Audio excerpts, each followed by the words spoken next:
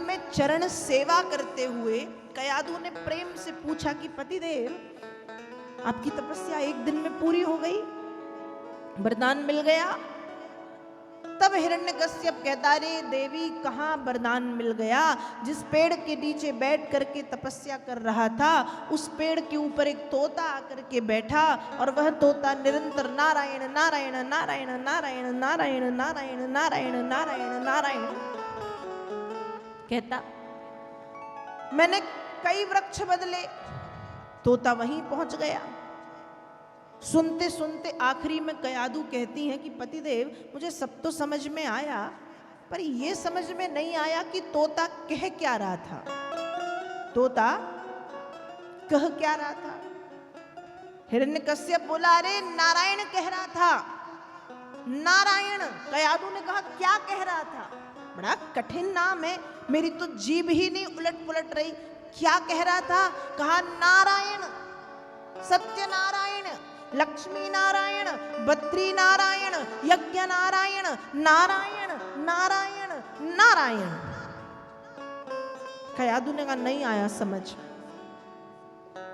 अब हिरण्यकश्यप ने ऐसे करते करते 108 बार पत्नी कयाधु ने अपने राक्षस पति के मुख से 108 बार नारायण शब्द का उच्चारण करवा दिया।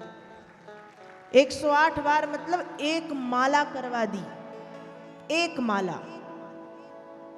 पत्नी चाहे तो पति को पतन के मार्ग की ओर भेज सकती है, और पत्नी चाहे तो पति को सही मार्ग पर ला सकती।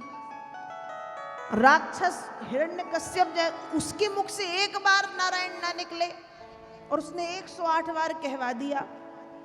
धन्य है कयाधु, 108 बार हिरण्यकश्यप ने नारायण कहा है। अंत में कयाधु बोली, अच्छा अब समझी, तोता नारायण कह रहा था। क्या कह रहा था? नारायण। समय बीता, कुछ समय तक फिर वो घर पे रहा। यहाँ कयाधु गर्भवती हुई हैं और सुख सुविधाओं में कयाधु को छोड़ करके हिरण्यकश्यप चला गया। हिरण्यकश्यप के जाते ही जब इंद्र को यह बात पता चली कि कयाधु गर्भवती है, तो इंद्र को लगा कि कयाधु के गर्भ से जो संतान होगी वो भी हिरण्यकश्यप जैसी होगी, इसलिए संतान आएगी और आते ही मार डालूंगा, दूसरा हिरण्यकश्यप दुनिया को नहीं दूंगा। इंद्र ने कयाधु का हाथ पकड़ा और पकड़ के ले जाने लगा।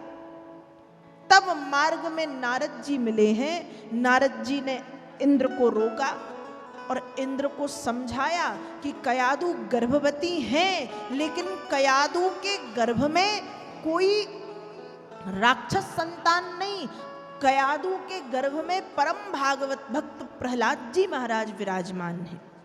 उस समय इंद्र ने कयाधु से क्षमा मांगी, गर्भ की परिक्रमा और प्रणाम करके इंद्र अपने धाम को गए। यहाँ नारद जी कयाधु को अपने आश्रम में ले आए और आश्रम में ला करके नारद जी ने कयाधु को बेटी की तरह रखा। और नारद जी ने खूब कयाधु को, जब वो गर्भवती हैं उस समय जाप कराया, सुंदर सुंदर कथाएं सुनाई, पूजन पाठ आदि के कर्म कराए, खूब अच्छे अच्छे काम कराए। कहते हैं कि जब माताएं गर्भवती हों तो माताओं को विशेष रूप से भगवान नाम ज़्यादा से ज़्यादा लेना चाहिए, माताओं को अच्छे ग्रंथ पढ़ने चाहिए, माताओं को कथा सुननी चाहिए, रामचरितमानस का पाठ करना चाहिए, देखना भी अच्छा चाहिए, क्योंकि उस सब का प्रभाव गर्भस्थ शिशु पर, आपके गर्भ में रहने वाले बालक और बालिका पर पड़ता है। तो नारद जी कयाधु से भजन कराते हैं।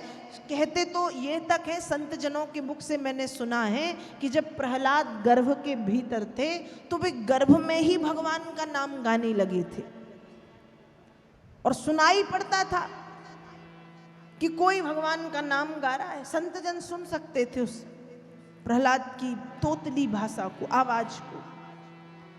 तो इस तरह से प्रहलाद जी ने गर्भ के भीतर ही नाम जपना शुरू किया है। समय बीता, प्रहलाद जी का जन्म हुआ, बड़े हुए तो कयादू ने राक्षस कुल की परंपरा अनुसार प्रहलाद जी को पढ़ने के लिए गुरुकुल भेजा है।